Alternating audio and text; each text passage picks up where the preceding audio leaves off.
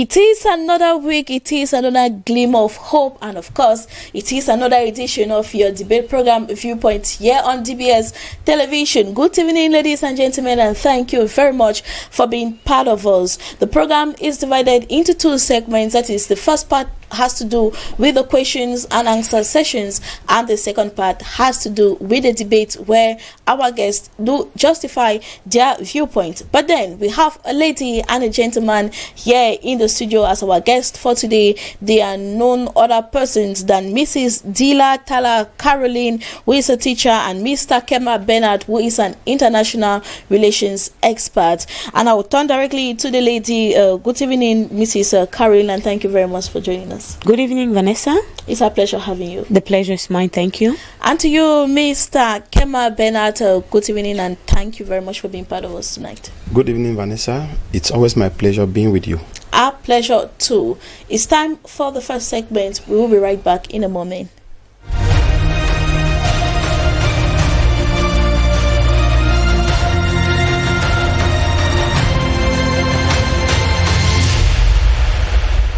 Welcome back into the studio. Question number one, we go straight to the point. Government cancels 20th May and announces school resumption on June 1st. Is this logical? I begin with you, Mrs. Tala. Yes. Yes, is logical. And to you, Sir Bernard? Yes. Yes. Question number two. Is there anything Cameroonians can do for schools to resume by June 1? If yes, what? Mrs. Tala, yes or no? Yes. Yes. And to you, Sir Bernard? Yes. Yes. Question number three. Is Labor Day celebration necessary in Cameroon? If yes, how? If no, why? I begin with you, Sir Bernard. Yes. Yes. And to you, Mrs. Caroline? Yes, please. Yes. And the last question for today. His Lordship Samuel Cleda says he has a cure for COVID-19 in Cameroon. Is this possible? I begin with you, Sir Bernard. It is possible. It is possible. And to you? Definitely very possible. Definitely very possible.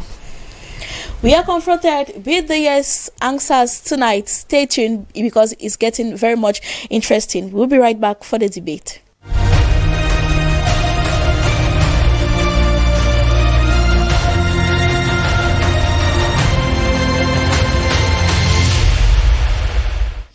Mrs. Tala, you are of the fact that government cancels 20th May celebrations and then announces school resumption on the 1st of June. You're of the fact that it's logical. So how logical it is? Yes, I think that cancelling the 20th May celebration in Cameroon at a period like this is actually logical in the sense that, remember that during this confinement period, some rules and regulations have been given for us as every citizen. And one of those is unnecessary gatherings of more than 50 people. Mm-hmm. And trying as much as possible to respect the social distancing. And in this regard, I think that the government is just being realistic in the cancellation of the 20th May celebration. But I also think that in this regard, even though it has been cancelled, they might not be able to gather at the 20th May Boulevard per se. But I, as a citizen and as a Cameroonian, I think that it's equally not very logical to completely annul the day. It's a day worth celebrating. So on a day like this, even though there will be no gatherings per se, we might not be watching the president and all the military people sitting at the grandstand, but we are hoping that we hear the president say something. Okay. In regard to this day, honoring this day, which is a very, very important day in the history of Cameroon. So we are expecting that the president should be able to tell the Cameroonians something, speak to the people, and why not? We can definitely have the hoisting of the flag and maybe a few military people parade, while even though in confinement, we can all watch through our screens. And let this display be shown on, I think, every TV station, be it private or or public. Let everyone be able to see from the comfort of their homes and feel that they are celebrating the 20th May, though in confinement. Though in confinement, and do not forget that it is the National Day celebration that we all came as one people, as one Cameroonian. Mr. Kemal, you are of the fact that it is very logical for the government to actually annul this particular important date in Cameroon, but then allow school to resume on the 1st of June. Yeah, thank you for that very important question. I think that the first thing we must understand is it is the plea of all Cameroonians to see our children go back to school. I think the government announcing the commencement of schools from the 1st of June is in line with the fact that the government is trying to do everything to make sure that things normalize. I mean, concerning our what we have at hand, the epidemic. The 20th May, like we said, it is obvious we have been celebrating our 20th May.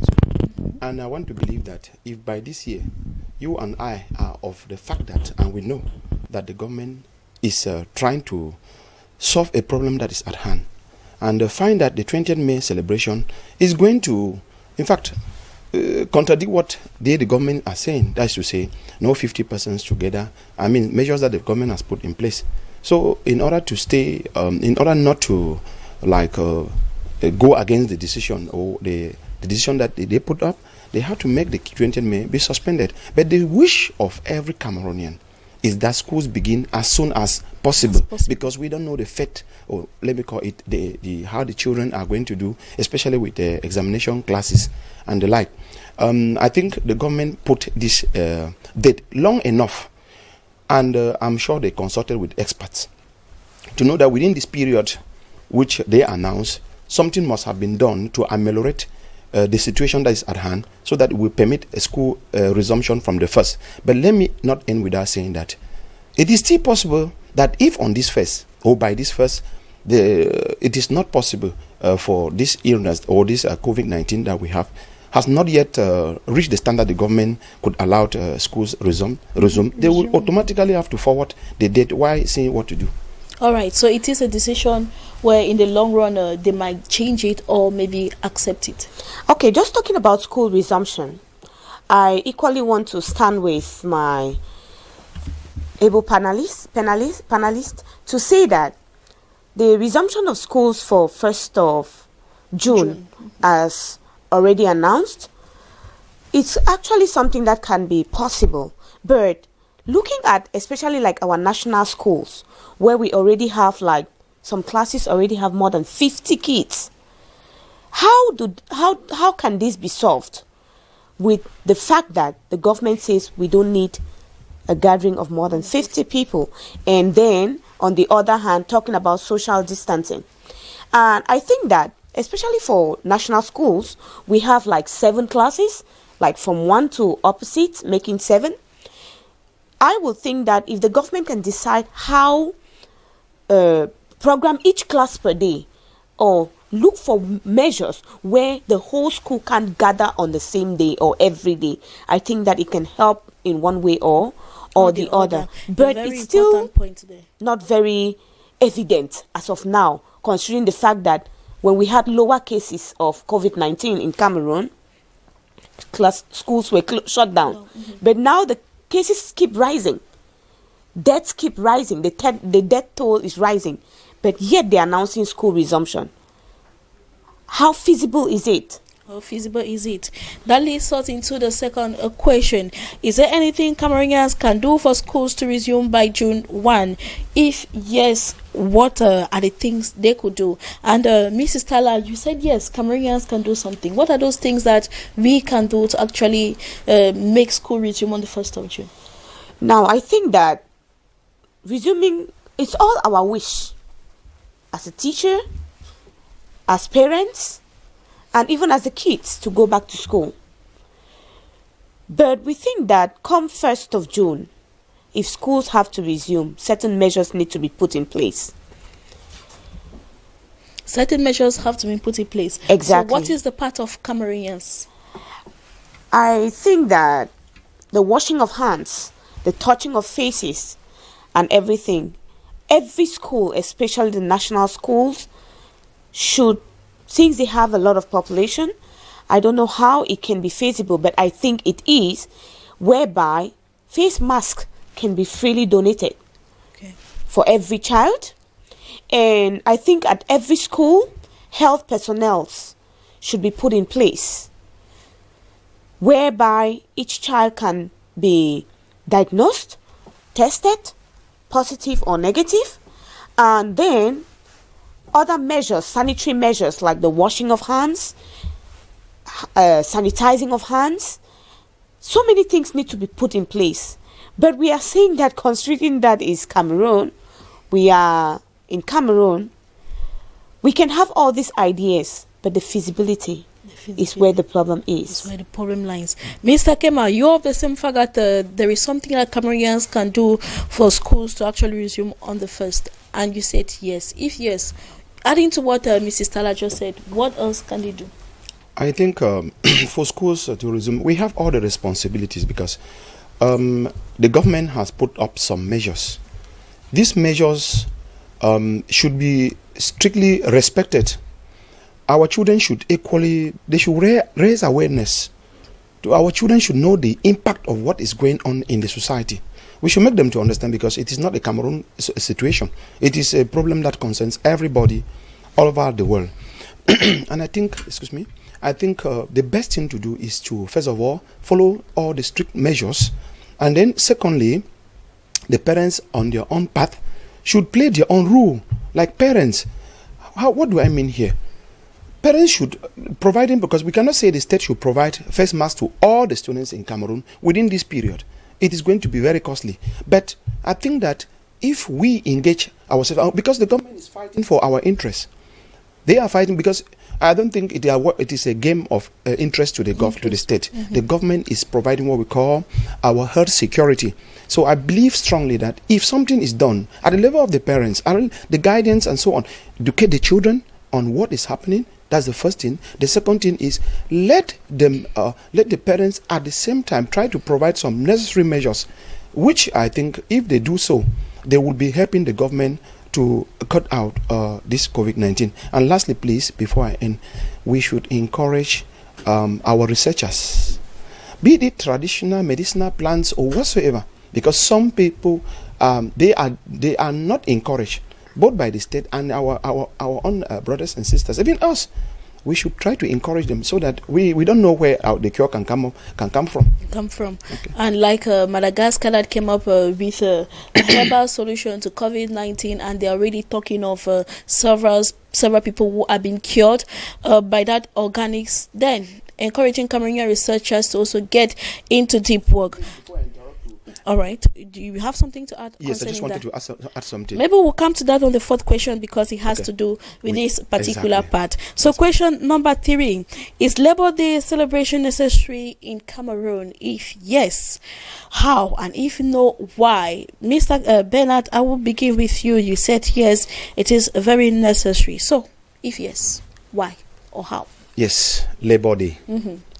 Labor Day is the day people working in the same, let me call it, company, institution, companies. They come in together, they socialize together, and it is a period of recognition as to what the workers provide to the company, and I think it's absolutely necessary. And I want to say that it is not a Cameroon issue; it is an international issue. Labor Day is not only celebrated in Cameroon.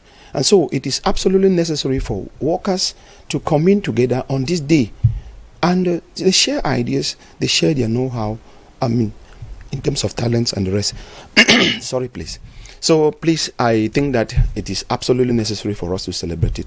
But in terms of celebration, we know our Cameroonian style of celebration, where they look at more of the festive part rather than looking at the rights of a worker, rather than looking how workers are being treated both in the private and the public sector, or actually fighting for better working conditions. Don't you think that this day actually has no place in Cameroon?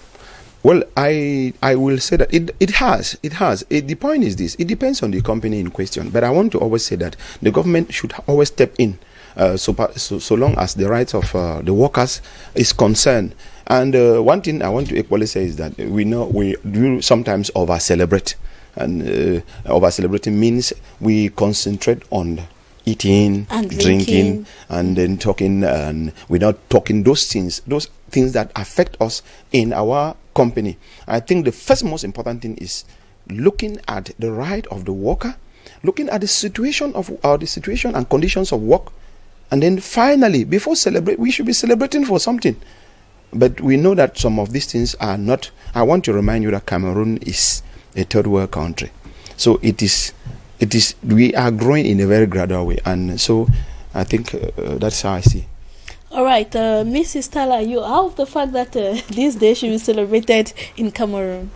Yes, Labor Day is actually a day, just like my colleague just said. It's actually a day that celebrates you as a worker, celebrates me as a teacher. I think that it is what a day, because on that day it dawns on you. It's a day that you premeditate. It gives you room to feel honored that your labor all this while is being recognized. But talking about celebration in the sense of it in quotes, like how Cameroonians perceive celebration, I think that it is not the day, it's not only on that day that you know you're a worker, and you don't need to go to excess or to extreme to celebrate this day. It's a day that I think that if I were to celebrate Labor Day as a teacher, it's an opportunity for me to sit down, meditate on how to become a better teacher, how to interact better with my kids, and how to implant knowledge in a better way for every child to understand. And talking about celebration at a time like this that we are facing in the world and in our country, Cameroon, I just feel that it will not make us less of workers if we don't celebrate. We can still stay home, honor ourselves, celebrate as a family, and make things happen from home. All right, thank you very much for that point. It's a day where workers should actually sit and reflect on their working conditions, and reflect on their rights, and reflect on so many other things that do affect them in their work milieu. Is it the best? Are they comfortable? Those are the things that they should sit and reflect and think of how they can be a part of a solution to the crisis they do face at work. And our last question for today is a pertinent one that I know that my guests are going to talk much on that. His Lordship Samuel Kleda said it was over the weekend, and he made news in so many media outlets, said that he has a cure for COVID-19 in Cameroon. And we were asking ourselves the question, we were asking our guest, what is their viewpoint on this? And he said, yes, it's possible. So to you, Mrs. Tala, how possible is that, given that it has not yet been tested to be true? I think that we can't really categorically say it has not been tested, because if I heard very well this morning, I heard him say a few of the patients that have been tested with positive for COVID-19 have later on been cured using the traditional what can I say? Okay, the traditional medicine. Mm-hmm. And I think that it's just normal. A prophet might never be known in his hometown. Mm-hmm. What is around us, we don't want to go for it because we really are skeptical. We don't believe. But why don't we give it a chance? He's just acting as every other concerned citizen. Okay. Every other concerned citizen who is putting in all he can to the best of his ability, his brain, his effort, his energy, to see how he can contribute to the eradication of the COVID-19.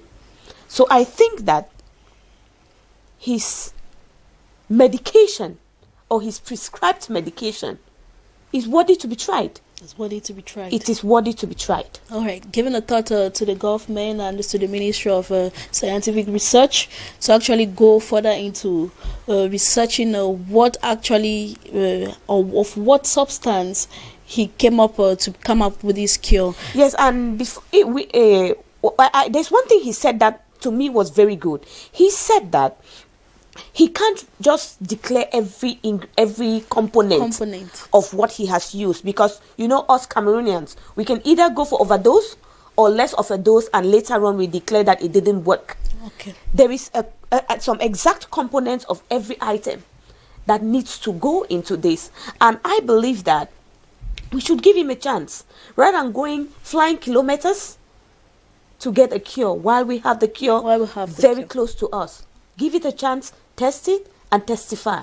Give it a chance, test it, and testify. It is what it is the viewpoint of Mrs. Tala tonight. And to you, Sir Bernard, you said yes, this is possible that he has a cure. That's true. Let us not mastermind or minimize the potentials, the powers of our African traditional herbs and barks of trees. I believe it is just until I got this news that I thought of our Archbishop, because you see, I never knew that he knew anything about traditional medicine, or like he had the potential to exactly. Until this is already a call for the state to step in and see what to do, because just imagine that if it is tested and proven in the laboratory or whatsoever that it can treat our COVID-19, I believe Cameroon is going to go a greater height. We shall have, in fact, we increase the number of hospitals, because they will be bringing patients to Cameroon and this is going to promote the growth of our country. I think that many other researchers and even traditional herbalists who feel and think that they can handle this situation, I think they can still come up. It is a very laudable initiative.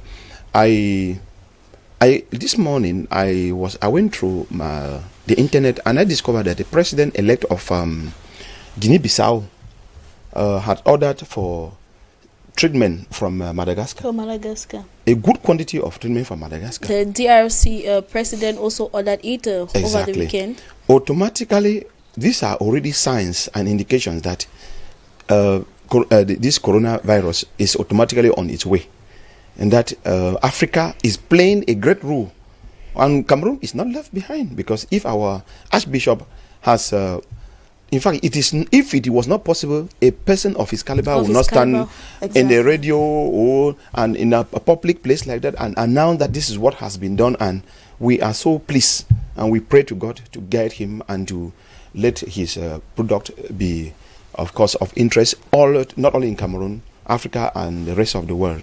Thank you very much for your contribution. So, one last word before we go, Mr. Bernard. The only thing I can say is, please let us respect the measures. You see, we are talking about this coronavirus. Please let us try to respect the measures put in place by the government. They are not doing so for their interests. They are doing so for our interests. And before I end, please, those who are in the markets, please try to wear your face mask. Use it as much as possible. Use your hand sanitizer and the rest of the measures that have been put in place, so that together we'll be able to kick out this coronavirus.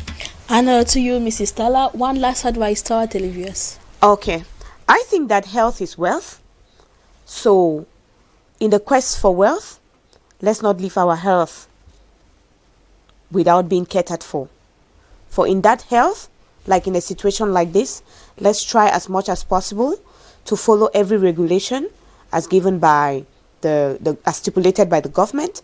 And it is not for the government's sake. I think it's first of all for our sake, because the chain of contact is quite large and long. If I have, I will give you, you will give others. So I start with myself. Prevention is better than cure. So let's go a long way. And I would also like to encourage, still with the Archbishop, let's not neglect it. Let's encourage him as Cameroonians. And why not? Cameroon will go ahead. And why not? Cameroon will go ahead. A word wise is enough. I hope that you enjoyed DBS Television in the company of our guests tonight. Hopefully, we'll be coming in another edition. But then, Let us join hands together with our Archbishop, and of course Cameroon. We come out with something positive, being the second country in Africa to come out with the cure of COVID-19. Until we meet, do stay blessed in the company of DBS Television, and take a rendezvous again for tomorrow for another edition of Viewpoint. Until then, goodbye.